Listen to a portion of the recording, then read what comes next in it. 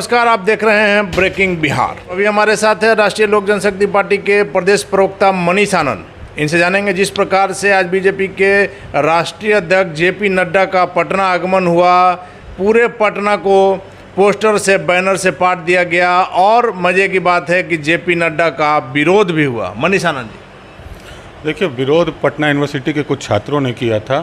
जब हम लोग भी छात्र जीवन में थे तब से पटना यूनिवर्सिटी को केंद्रीय विश्वविद्यालय दर्जा का मांग है। लेकिन देखने वाली बात यह है कि जेपी नड्डा जी यहाँ से पढ़े लिखे हैं, उनकी एकेडमिक पटना यूनिवर्सिटी से हुई है। इसीलिए छात्रों के मन में, देखिए, एक परिवार समझते हैं छात्र, और उसी अनुसार अपनी मांग माननीय राष्ट्रीय अध्यक्ष जी से उन्होंने रखा है। विरोध करने का तरीका थोड़ा गलत था। अगर इसी को अच्छे तरीके से मिल के ज्ञापन दे के किया जाता तो ये काफ़ी अच्छा होता। मुख्यमंत्री जी भी यहीं के छात्र रहे। मुख्यमंत्री, देखिए अनिल जी, केंद्रीय विश्वविद्यालय का कुछ प्रक्रिया होता है, कुछ क्राइटेरिया होता है। अगर आप उसको फुलफ़िल करिएगा तभी आपको वो दर्जा मिलेगा। तो ये मानव संसाधन विकास मंत्रालय इस पर काम कर रही है। अगर वो क्राइटेरिया फुलफ़िल करेगी पटना यूनिवर्सिटी तो निश्चित तौर पे उसको विशेष पटना यूनिवर्सिटी को केंद्रीय विश्वविद्यालय का दर्जा दिया जाएगा। मनीष जी, अगर अभी नहीं मिलेगा तो कभी नहीं मिलेगा। बिहार में आपकी सरकार है, सेंट्रल में आप मजबूत स्थिति में हैं, और क्राइटेरिया, यही बात आकर घुमावदार हो जाती है नेताओं की। नहीं, घुमावदार नहीं हो जाती है। जैसे हर चीज़ की एक प्रक्रिया होती है। कोई भी अब नेता आएगा तो उसको आप राजकीय अतिथि नहीं घोषित कर सकते हैं। उसकी प्रक्रिया होती है कि राजकीय अतिथि कौन होगा। तो उसी तरह केंद्रीय विश्वविद्यालय किसको मिलेगा, इसकी भी एक प्रक्रिया है, उसकी कुछ क्राइटेरिया है। अगर फुलफ़िल होगा तभी उसको वो दर्जा दिया जा सकता है। तो अगर मान लिया सरकार हमारा यहाँ है और केंद्र में है तो हम लोग नियमों को ताक पे तो नहीं रख सकते हैं जी। तो ये प्रक्रिया के तहत ही होगी। अगर पटना विश्वविद्यालय उस क्राइटेरिया को फुलफ़िल करती है तो निश्चित तौर पे उसको केंद्रीय विश्वविद्यालय का दर्जा मिलेगा। व्यक्तिगत रूप से आपका क्या मानना है, मिलना चाहिए या नहीं? देखिए, व्यक्तिगत तौर पे तो निजी राय मेरी है कि अवश्य मिलना चाहिए। मनीष जी, इन दिनों आपने देखा होगा राष्ट्रपति को लेकर के जो विवाद गहराया। हालांकि अधीर रंजन चौधरी ने माफ़ी मांग लिया, लेकिन क्या देश में महिलाओं की स्थिति होगी जब एक दलित राष्ट्रपति के साथ इस तरह का व्यवहार सदन के अंदर होता है? देखिए, सबसे पहले तो मैं बता दूं, उनका नाम ही अधीर है, उनमें धैर्य है ही नहीं। बात सिर्फ राष्ट्रपति की गरिमा का नहीं है, बात एक महिला के अपमान करने का है। तो मुझे लगता है जो उस पर कार्रवाई होनी चाहिए, उनको पूरे सदन से, जितना भी संसद का कार्यकाल है उस पूरे सत्र से उनको सदन से बाहर कर देना चाहिए। ऐसे लोगों को कड़ी शब्दों में निंदा होनी चाहिए। देखिए, राष्ट्रपति एक एडजेक्टिव है। आप ये नहीं कह सकते, उसमें बहाना नहीं मार सकते हैं कि स्लिप ऑफ टंग हो गया। ठीक है, जैसे आप क्रिकेट खेलते हैं, अगर महिला का क्रिकेट होता है तो आप उसको विकेट कीपर नहीं कहते हैं, विकेट कीपर ही कहलाता है। गोल कीपर नहीं होता है फुटबॉल में, गोल कीपर ही होता है। तो ये एक एडजेक्टिव है।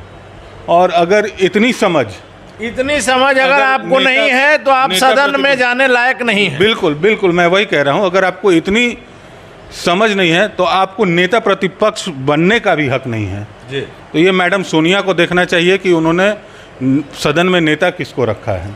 मनीष जी, अब आते हैं आपकी पार्टी पर। आपके राष्ट्रीय अध्यक्ष केंद्रीय मंत्री पशुपति कुमार पारस जब हाजीपुर गए थे तो उनका दर्द छलक गया अपने बड़े भाई की प्रतिमा को देखकर, जिसे कुछ दिन पहले चिराग पासवान ने लगवाया था। पारस जी ने कहा है कि आसमान के नीचे, खुली आसमान के नीचे ये प्रतिमा लगी हुई है, मैं अपने पैसों से, अपने सैलरी से, हालांकि एक हंसी की भी बात उन्होंने कही कि अगर पैसा घटेगा तो मैं चंदा करके भी लगवाऊँ। देखिए, 5 जुलाई को अनावरण हुआ था उस प्रतिमा का।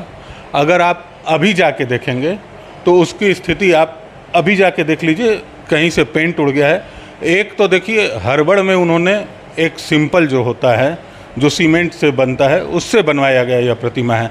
पता नहीं चिराग जी को किस बात की हड़बड़ी थी, लेकिन अगर आपने कहीं बनवाया है तो उसके संरक्षण की भी व्यवस्था आपको करनी चाहिए।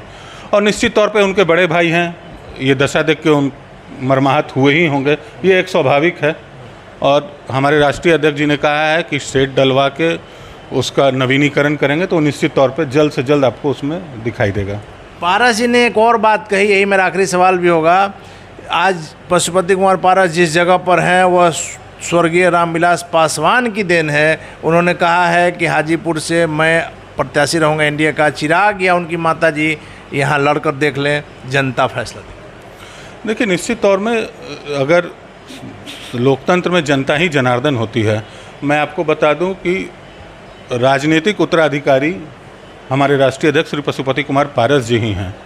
रामविलास पासवान ने अपने जीते जी उनको वहाँ का अपनी कर्मभूमि पारस जी के हाथों में सौंपी थी, और जिस तरह से विधान परिषद में उनकी हार हुई है, पूरा यूपीए उड़ गया था एनडीए की आंधी में। तो अगर चिराग आ जाएं, मैडम रीना पासवान जी आ जाएं, इससे कोई फ़र्क नहीं पड़ता। अंततोगत्वा जनता ही जनार्दन होती है, और जनता का बहुमत माननीय राष्ट्रीय अध्यक्ष पशुपति कुमार पारस जी के साथ है। चिराग पासवान जी की पार्टी का, हालांकि हमने कहा था आपसे कि आखिरी सवाल है, लेकिन आपसे बात जब होता है, चिराग की बातें आती है तो कुछ सवाल अंत तक निकल जाते हैं। चिराग पासवान की पार्टी के प्रवक्ताओं ने बोला है कि पशुपति कुमार पारस की बातों को गंभीरता से लेने की ज़रूरत नहीं। देखिए, आप जिनकी बात कर रहे हैं, पता नहीं कहाँ से प्रोफेसर हैं, होम साइंस के प्रोफेसर होंगे शायद, जो मुझे लगता है इतनी कम आयु में प्रोफेसर। उनको सबसे पहले तो ये भी जांच का विषय कि वो प्रोफेसर है कहाँ से।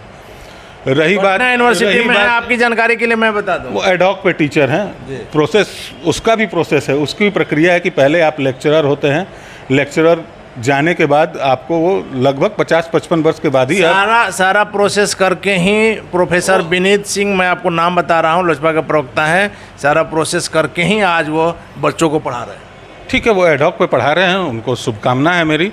लेकिन देखिए, वो उस बात को काट के, ये उनकी समझदारी थी। अगर आप बोल रहे हैं कि वो पढ़े लिखे हैं तो ये उनकी समझदारी थी, क्योंकि कैमरा और आईना झूठ नहीं बोलता है। जिस तरह से जब स्वर्गीय रामविलास पासवान जी का पार्थिव शरीर आया था, और अनिल साधु हों, उनकी दोनों, चिराग जी की दोनों बहनें हों, बड़की माँ हों, साधु जी को गाड़ी के आगे लेटना पड़ा था। लेकिन अनिल साधु ने इन बातों का खंडन किया है। मैं कह रहा हूँ कि कैमरा झूठ नहीं बोलता है ना।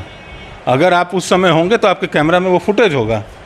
कैमरा और आईना तो झूठ नहीं बोलता है। खंडन के लिए आज जीजा साला कुछ भी कर लें। एक कहावत है बिहार में, सारी खुदाई एक तरफ, जोरू का भाई एक तरफ, तो उसका वो फ़र्ज निभाएं। लेकिन कैमरा और आईना कभी झूठ नहीं बोलता है। उस समय सारे मीडिया में ये देखा गया था कि किस तरह से साधु जी गाड़ी के आगे लेटे थे। और अक्सर, हाँ, मैं आपको बता रहा हूँ, जो हमारे राष्ट्रीय अध्यक्ष जी ने भी कहा, चिराग जी अपनी बड़ी माँ के पास नहीं जाते थे कि इनका देह महकता है। हमेशा उपेक्षा करने का काम करते थे चिराग पासवान जी।